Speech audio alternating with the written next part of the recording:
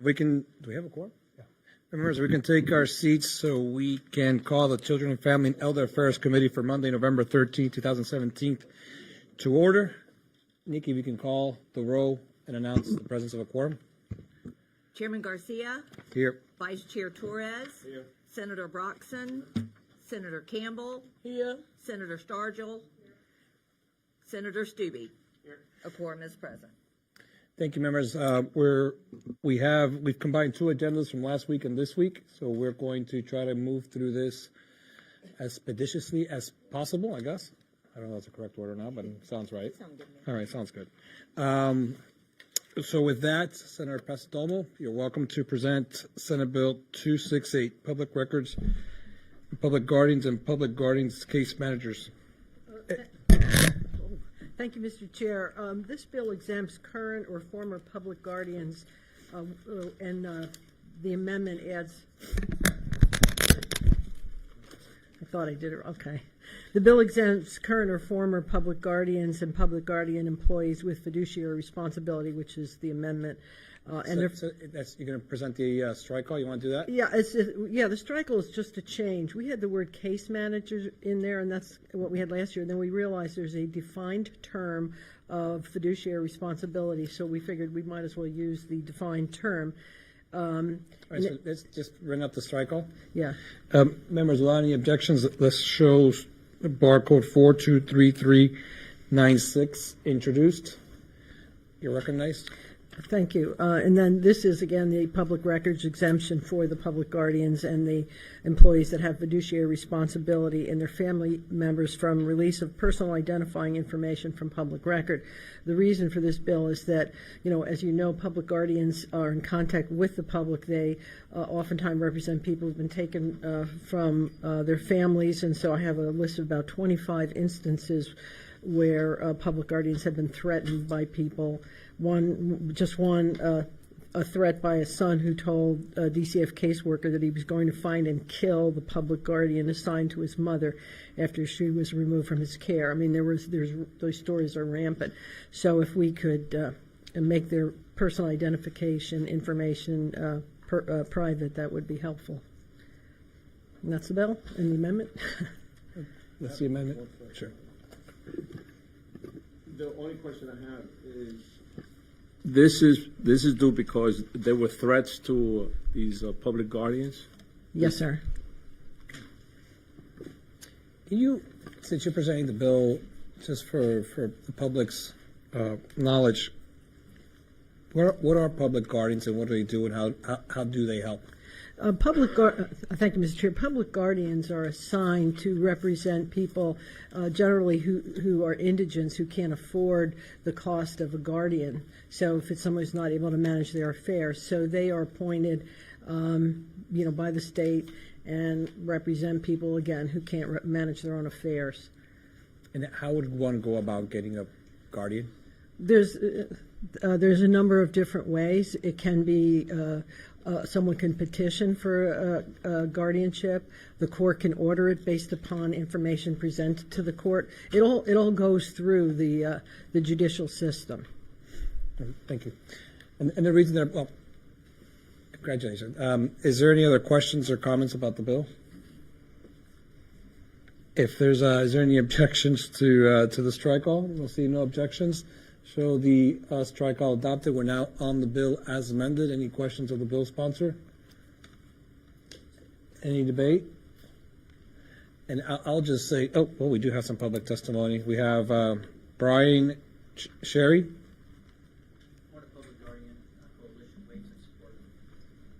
Brian Pitts. Welcome. Thank you very much, Brian Pitts, Just Jesus. Well, I heard the sponsor, and you look at page 5 of the staff analysis. This entity has existed since 1999. This is 2017. What's happened in between here? Just now, all of a sudden, there's been this carnage of threats and harm to. They've existed a long time, and actually, this comes with the business. This type of, because it's the fiduciary, so it's got to happen. So how long, okay, so do you need the exemption, or do you have people that may not can be in the business any longer because these things that occur with these persons, whatever the disability may be, you may not can work in this environment more. It's high anyway, intensity, because you're dealing with people that are pretty much, they're out of whack. Now you want exemption, so what's happened before you need this exemption? Oh, by the way, the sponsor mentioned 25 accounts, and I heard one of the members up here speak. Do y'all have the 25 accounts? Apparently you don't. I could say it's 25. I could say it's 50 accounts. And believe me, just like that. And I don't have 50 to give you. So where's the 25 accounts? Because here we go. That's what's needed under 119.15.6. And your staff brings it always. On a review, to give an exemption, you must have some empirical evidence showing it. This entity has existed, and these threats or whatever else has existed, and they know it comes with it because they're fiduciaries. Now today they're saying, okay, now has it gotten so bad we need this exemption versus we still doing it now, and these things are occurring. But we know it comes with the work. Why do we need it now? So you're supposed to look through your 9 points and say, should they get the review, or look, they're going through this right now. Why do we need to give them review? You haven't discussed that. You don't have the 25 accounts. Then we look at the bill on page 30. Lines 34 through 69. It gives this long compendium of things with no empirical evidence to support it. Again, under 119.15.6, under paragraph 6, you're supposed to go through that and say, okay, where's all this in this bill that's occurring? Because guess what? I could say all those things in the lines. I'll tell you, and have no support. But I'll tell you this: I can say this, that in my district and in my community, in a community that I love dearly, I have seen time and time again where seniors, this is seniors, it's a little bit different, have been abused and neglected by their own kin, by loved ones, and abused to the point where they have no recourse. So I'll flip it around on you now. Now you have in those individuals that are out there to protect folks that don't have someone, and then you have a relative that comes in and for whatever reason they want to go after the guardian. Go after the guardian. There should be protections. I shouldn't have to wait. We shouldn't have to wait in this committee till there is an egregious situation for us to act. And has it been a couple of years in the making? Yes, it has been a couple of years in the making. But I think Senator Pasadomo is down the right path to make sure that we protect the identity of these individuals that may have a potential problem, so they cannot be persecuted by the individual that is claiming that they're protecting their guardian. So this is where I think that we're going with, and that's something that we have to be careful when we make some of these statements that we make on the podium. I heard what you said. Thank you, Mr. Chair. Okay. They existed since 1999. This is 2017. I agree. So that means if it's been going on, it has been, and they've dealt with it. You're saying today, without fulfilling requirements on 119.15 paragraph 6, not even reviewing that, which is required for any exemption. I understand what you say, but I'm talking about what you say follow. If you don't want to follow it, repeal that section for the review of exemptions in public records. Just repeal it. I'm sticking to that. And today, you were to have those 25 accounts. You see them, it says, yes, this fits under one of the 9. It fits under this one or that one. It says, okay, yes, we're going to do exemption based on what we're required to follow by law for exemption. That's what you're saying. But again, most of the time, that is not followed. So I'm just saying it, fine, it's on the record. I understand what you said, but I'm telling you right now, it's the nature of the beast. They know they're going to deal with this. They are fiduciaries. It's bound to happen that something's going to happen. So the issue is, do you need exemption or do you need to go into a new field of business? Because you cannot deal with the issues in it. You're dealing with people out of whack most cases, or people who are very diabolical and evil. So they know this. But thank you very much. No, thank you. Thank you very much. We have Karen Campbell. Thanks. Karen Campbell. Welcome. Thank you. Good afternoon. Thank you for this opportunity. My name is Karen Campbell, and I am the president of the Florida Public Guardian Coalition. We represent 16 of the 17 offices that cover the state of Florida, providing guardianship services to indigent persons. And of course, you know that our The definition of needing public guardianship services is that there is a cognitive impairment and there are no family or friends or anyone else to serve on that person's behalf. So I appreciate the opportunity to speak to this. In the conversations that we've had as a coalition, all of us have incidents that we could recount where our physical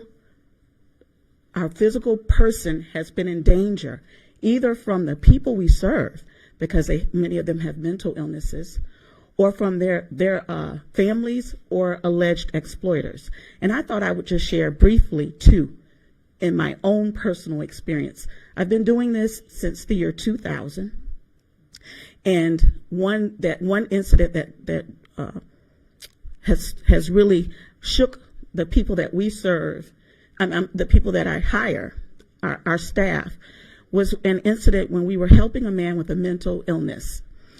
And he didn't like the decisions we were making about how to spend his money and how to save his money. And so he called our office one day and he told the case manager assigned to him, "I've been doing research on you. I know where you live. I know your son's name, and I know the school he attends. And if you don't do what I tell you to do, you will be sorry." That's just one incident. Interestingly, since the bill was filed, I was on the phone talking to the director of the Office of Public and Professional Guardians about this bill. We were on the phone talking when a staff member walked in and said, "I hate to interrupt you, but we need to lock down the office," because a woman who claimed she was a relative but had no relation to an elderly person, just like you were mentioning before, she had exploited her, and she was upset.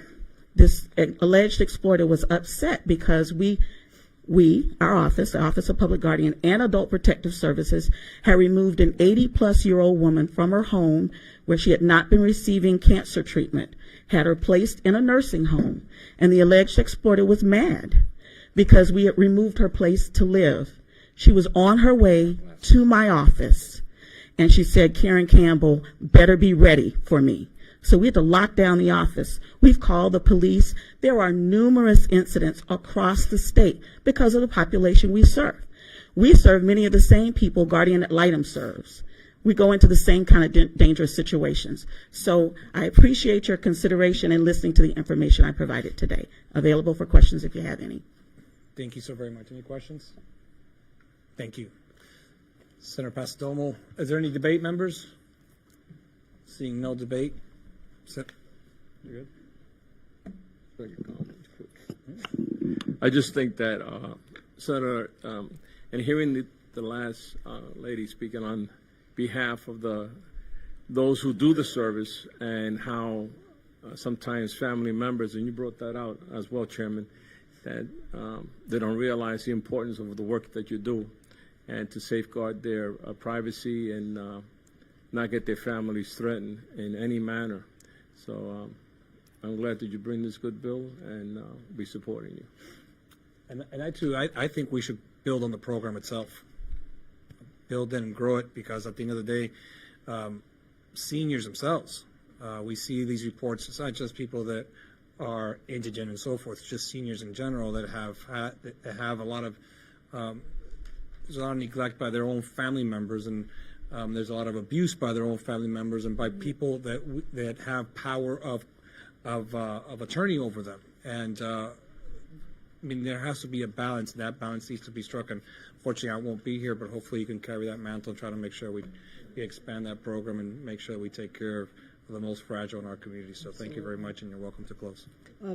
Thank you, Senator Torres, for closing, and for seconded. Nikki, please call the roll on Senate Bill 268 by Pasadena. Senator Broxson? Yes. Senator Campbell? Yes. Senator Stargell? Senator Stubbe? Yes. Vice Chair Torres? Yes.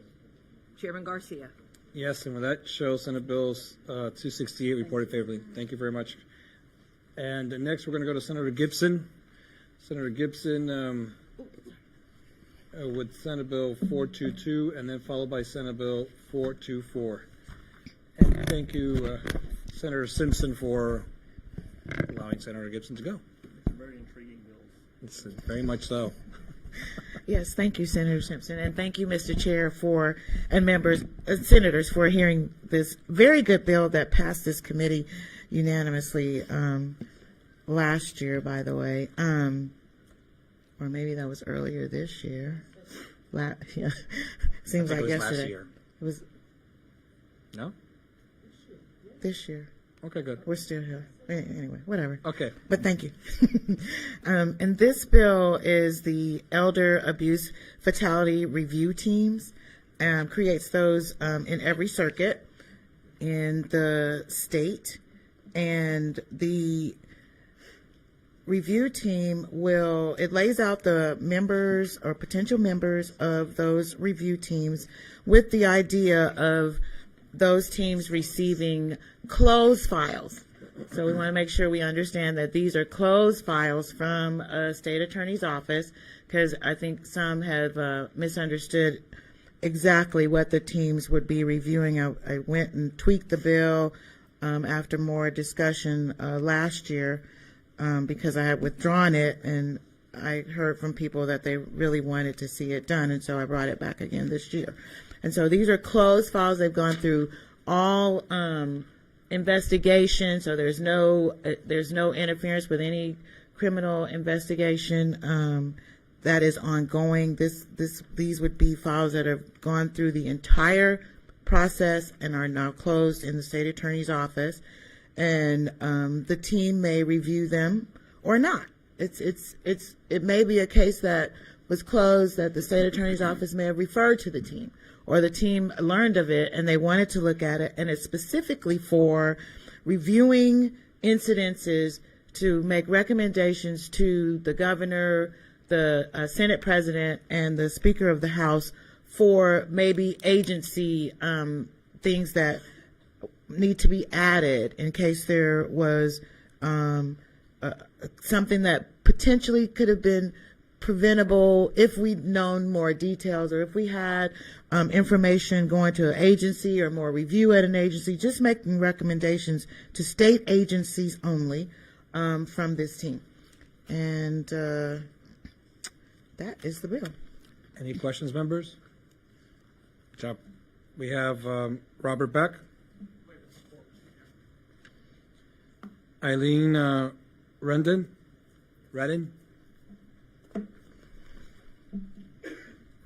And followed by Teresa Miles. Thank you and good afternoon. Good afternoon. I'm Eileen Rodden, and I'm the former OVW Abuse and Later Life Project Coordinator at the Women's Center of Jacksonville. During our 3-year grant, we reviewed information about elder abuse. Our primary purpose was to train law enforcement, prosecutors, judges, and victim service providers about elder abuse, neglect, and exploitation. In 2016, we held an elder abuse summit at which 23 judges were trained in elder abuse skills building recognition. And as a result of the summit, a recommendation was made for us in the region to look at elder abuse fatality review teams. As such, we've been meeting for the last year, and by we, I mean the entire planning team, which includes a county judge, the state attorney's office for the 4th Judicial Circuit, Jacksonville Sheriff's Office Chief of Investigations, the Area Agency on Aging and Disability Resource Center Elder Source as Executive Director, Hubbard House, the Certified Domestic Violence Center, our representative from the Women's Center, the Certified Rape Crisis Center, and and the Medical Examiner's Office in Duval County. And we've been meeting with the purpose of looking at planning to create an elder abuse fatality review team. This is based on the American Bar Association's replication manual for elder abuse fatality review teams.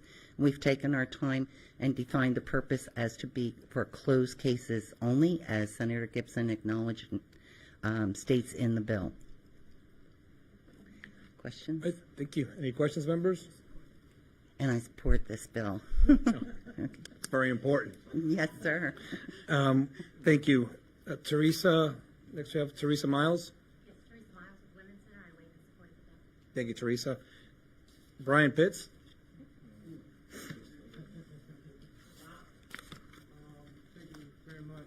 You're welcome very much. I'm not getting it here. Okay. I was trying to find what the need and the problem was trying to be solved. You got DCF, you got ACA, you got DEA. They already, okay, here we go. This obviously expansion of government because it doesn't exist. So do you really need it?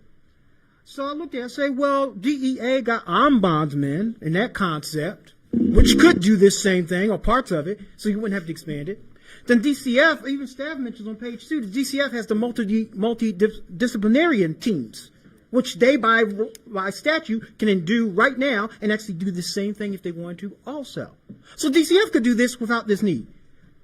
So are you saying they're not exercising their, it's on page 2. It talks about what they can do already subsumed into the actual contents of this bill. Apparently they're not doing it, or you don't want them to do it, because the next thing is this team is going to go to DEA. Well, wait a minute, they already got ombudsmen. So why don't you just put it into the ombudsman concept? Or one of the other components that runs off ombudsman, which they deal with elder issues anyway. Very similar concepts already. Next. I have a great deal of respect for you, but have you met with the bill sponsor, this bill, with Senator Gibson or Senator Pasadomo, and asked these questions of them before you got to the podium? Because I understand it's great to read the staff analysis, but senators are usually pretty much have open door policies, and you can sit down and have these questions, ask these questions of them. Because right now, what happens, Brian, Mr. Pitts, is that when you're up here, you're here to talk to the pros and the cons of the bill. You shouldn't be asking questions, say what's good and what's bad of it. If you have any questions, you should really get together with the bill sponsors beforehand. Okay. That's just the way the process works. Okay. And you know that. Okay. Now, that's not questions. I'm making that as a statement. You're taking it as a question mark. That is the statement I'm making. You asked some questions earlier. You did the same thing with Senator Pasadomo. Okay. And I just think, you're either for it or you're against it. Okay. But we have a lot of people that come here to testify on Senator Simpson's bill and on other bills, and I think it's important for everyone to be able to get their time on the record, just like you have. Okay. Now that's your question. They'll speak to the sponsor even if there are questions. No, because the things I'm talking about require the sponsor to completely get rid of their bill or remove the bill. No sponsor is going to do that, especially if they believe they've worked hard on it. So no, as I go through the compendium of what I believe the issues are, if I lay out all of them, that's speaking to the aspect of saying you need to get rid of the bill's no good. The sponsor's not going to do that. So I'm not going to waste the sponsor's time nor my time knowing something they're not going to do. They want to survive what they can of the bill, even if these issues are. And even if I bring up staff issues, which I haven't done yet, which is on the list, because staff brings up the issues too about the expansion of government, how it affects DEA and local agencies, and other records, confidential records. And those staff analysis are public records, and everyone can read those staff analysis, and we've all read those staff analysis. Now, those are supposed to be taken into consider in this public meeting. Staff telling you also, indirectly, why things that need to be changed in the bill, and the sponsor or this body has not brought it up. Well, fine, I'll bring it up, and fine, you may know it, but the public may not know it. So my job is I'm giving my point. Why haven't you followed these aspects on the staff analysis? They bring up this point, this point. Why are you putting it DEA? You know DEA has already ombudsman. I'm bringing it up because other people may not even know it. So fine, you got expansion of government that you don't need. You could put it in DCF and something existing. You could have put it in ombudsman and not need to expand, because it talks about resources of DEA being taken up if you do this. Now, that's not me. That's the staff analysis saying that. Well, why do that? But again, thank you very much. No, thank you very much. It was a pleasure. Any other public testimony? Senator Gibson? Oh, absolutely. Just, is there anybody from the Department of Elder Affairs that's here that could answer a quick question? In the staff analysis, it says that there's a fiscal impact, but doesn't say exactly what that is. I know we're not on a appropriates committee, but it goes to a appropriates committee that I'm not on. But on line 41 of the bill, it says that all the people that are part of this are volunteers. So could you just give me a little bit of a background on, is there an impact to the department, a fiscal impact, and if so, about how much it would be? Because you guys just administer the task force, and the task force is volunteer. So just trying to. Senator, thank you. John Conway, Legislative Affairs Director at the Department of Elder Affairs. And I apologize to the sponsor. We haven't had an opportunity to discuss the bill. Okay. But we were not quite certain the definition of administratively housed, and we had not taken a position on the bill. That our role is not, in our opinion, not clearly defined. But the way the bill is written, we did not see any impact on the department because it was just, from what I understood, a flow through for just from an administrative standpoint. We would like to get some clarification from a statutory standpoint what that means, but from what our attorneys tell us, there is no statutory definition of administratively housed. But so I can't offer a definitive fiscal on that. But as of right now, you don't have one. So okay, thank you. That's all I was wondering. Seeing none, Senator Gibson. You're welcome to do a brief close.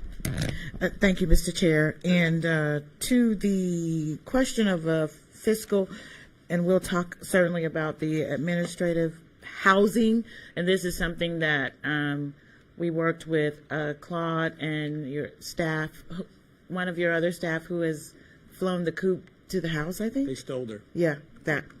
In the event that a task force may be able to write a grant or receive funding or an allocation from the legislature, any of the task forces throughout the circuit, it had to be housed somewhere for administrative purposes in order to be able to do that.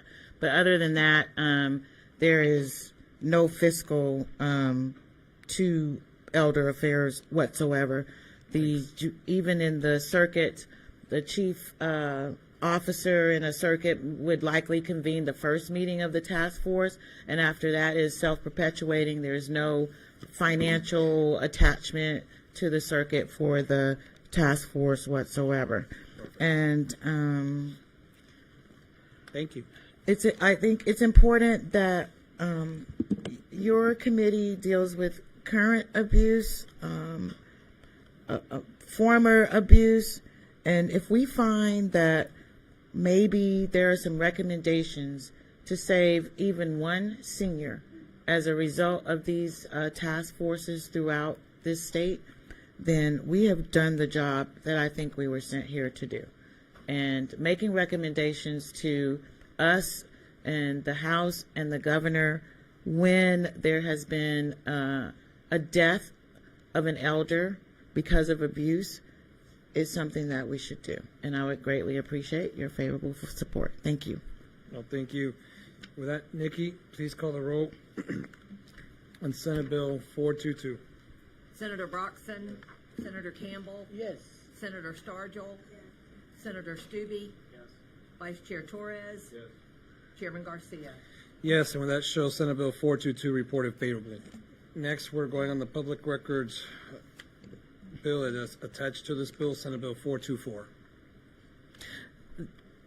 Thank you, Mr. Chair and Senators, for hearing Senate Bill 424, which simply creates a public records exemption for information that was already public records exempted in the file from the State Attorney's Office. Any questions, members? Seeing Eileen Rodden. You in favor of it? Yes, sir. In favor.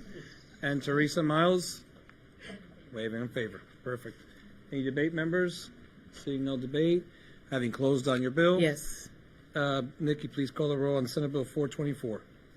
Senator Broxton. Senator Campbell. Yes. Senator Stargell. Senator Stube. Vice Chair Torres. Chairman Garcia. Yes, and with that, show Senate Bill 424 reported favorably. Thank you, Congratulations. Mr. Chair and Senators. As Senator Simpson, you're recognized on Senate Bill, Committee Substitute for Senate Bill 140.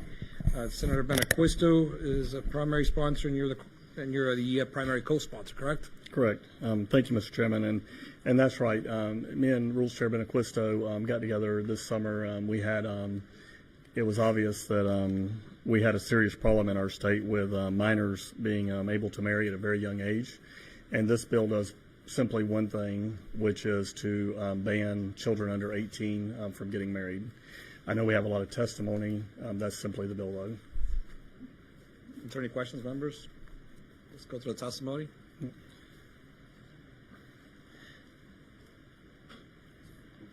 Yeah, we do have a lot of appearance cards, and I don't want to cut anyone off, but if let's try not to be repetitive, and let's try to state your opinions and your points, and let's get to them because we have a couple of other bills that we have, and we also have a couple of presentations from the agencies. So with that, Gus Cobrella.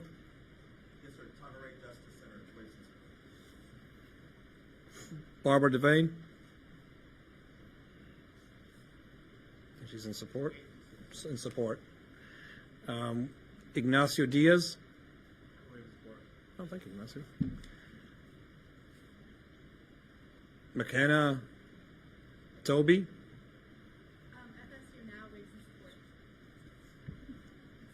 Doug Bell.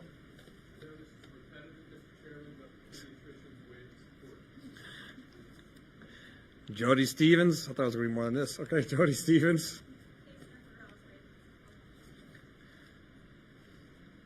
Sherry Johnson.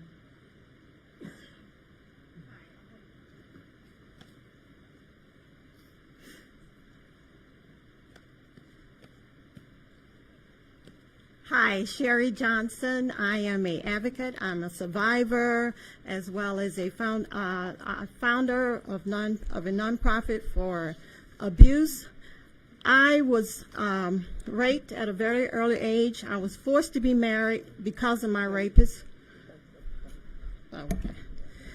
Because of that, I was forced to be married at the age of 11 years old. And my rapist was 20 years old. That was a horrible lifestyle that I lived. I'm the one that was in the New York Times that actually they talked about that was forced to be married here in the state of Florida. I am still living because of that lifestyle that I was forced into. I didn't have a choice. I wasn't able to make my decision. I was forced into it. And right now, I'm trying to get over abusive relationship that has caused me to repeatedly be a part of during my life. And I really ask that your support and your help with this bill. I appreciate it, and thank you, all of your help. Thank you for your courage and for pushing this legislation forward. Next, we have Chloe Schultz.